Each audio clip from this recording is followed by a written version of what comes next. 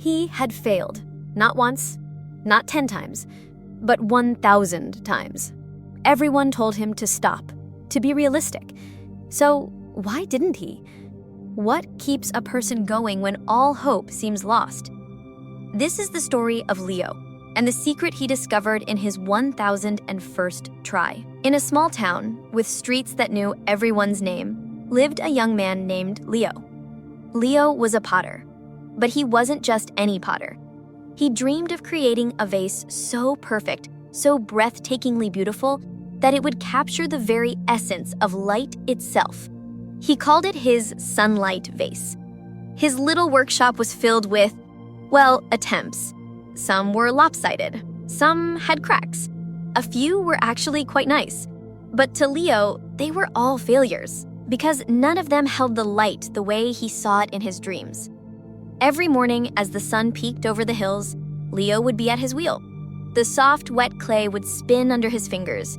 He would hum a quiet tune, his hands shaping, guiding, hoping. His dog, Buddy, would lie in a patch of sun on the floor, watching him with loyal, patient eyes. Life was simple. It was him, his clay, and his dream.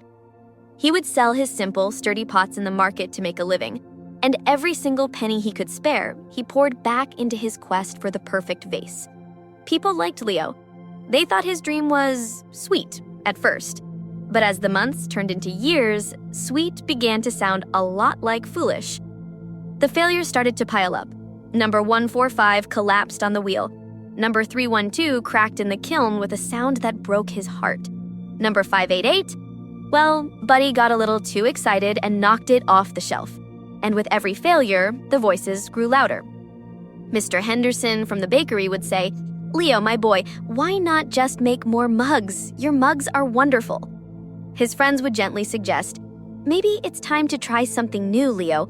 This is making you unhappy." And the worst voice was the one in his own head. In the quiet of the night, it would whisper, "They're right. You're wasting your life. You're not good enough. What makes you think you can capture light? You're just a simple potter." Failure number 999 was the cruelest. He had poured his entire soul into it. For a moment, when he pulled it from the kiln, he thought he had finally done it. It was perfect. The shape, the curve, the color, it was everything. His hands trembled as he held it. And then he saw it. A tiny, almost invisible hairline fracture right down the center. It was useless. He didn't cry. He was too tired for tears. He just sat on the floor of his workshop, next to Buddy, holding the broken vase. The dream that had once felt so bright now felt like a heavy, dark weight on his chest. This was it. This was the end. The next day, he decided he would try one last time. One last time. He marked it in his ledger. Attempt number 1,000. He worked slowly, mechanically. There was no joy in it. No humming. It was just emotion. He was just going through the motions to prove to himself that it was truly over. And as he was glazing it, his hand, numb with disappointment, slipped. The vase, number 1,000, fell to the floor and shattered into 100 pieces. He looked at the pieces, and he laughed. A dry, hollow laugh. Of course this is how it would end. Not with a bang, but with a clumsy slip. 1,000 failures. 1,000. He started cleaning up. He swept the shards of his dream into a dustpan. He cleaned his wheel for the last time. He put his tools away. He was done. As he turned to leave, to close the door on this chapter of his life forever, he saw something. On a high shelf, tucked away behind a bag of clay, was one last lump. A special, beautiful clay he had been saving for, he didn't know what, for a day that never came. He stood there, his hand on the doorknob. Buddy whined softly, nudging his hand with a wet nose. And that's when he asked himself the question that would change everything. It wasn't a loud, dramatic question. It was a quiet, simple whisper in his heart. Do I love the dream of the perfect vase, or do I love the clay? He thought about the feel of the cool, wet earth in his hands, the gentle hum of the spinning wheel, the smell of the workshop, the peace he felt in the act of creating, even when the creation was flawed. He realized he had been so focused on the destination, the perfect vase, that he had started to hate the journey. He had forgotten the simple joy of the process itself. He let go of the doorknob. He walked back to the wheel. He didn't think about capturing light. He didn't think about failure or success. He just reached for that lump of clay. He centered it on the wheel. He took a deep, slow breath, and he began to shape it. Not for glory, not for an answer, but for the love of the craft.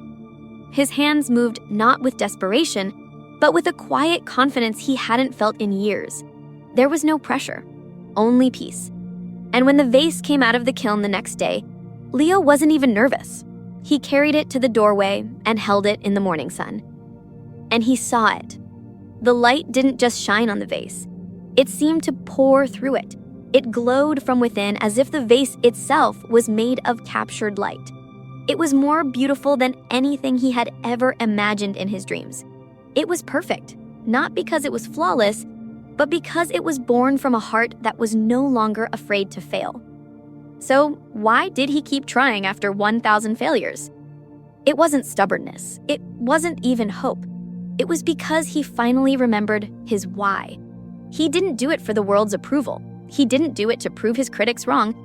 He did it because at his core, he was a creator. He loved the process. The 1,000 failures were not a waste of time. They were 1,000 lessons, 1,000 steps that taught his hands what his mind could never understand. The 1,001st try was different because he was different. He had let go of the need to succeed and rediscovered the joy of trying. Maybe you're trying to build a business. Maybe you're learning a new skill. Maybe you're mending a broken relationship. And you've counted your failures. You feel the weight of every single one. Let me ask you the question Leo asked himself that day.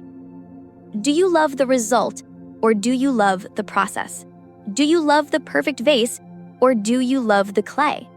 Because when you fall in love with the clay, with the daily, humble, beautiful work of trying, that's when the magic happens. That's when you stop counting your failures and you start counting your blessings for being able to try at all.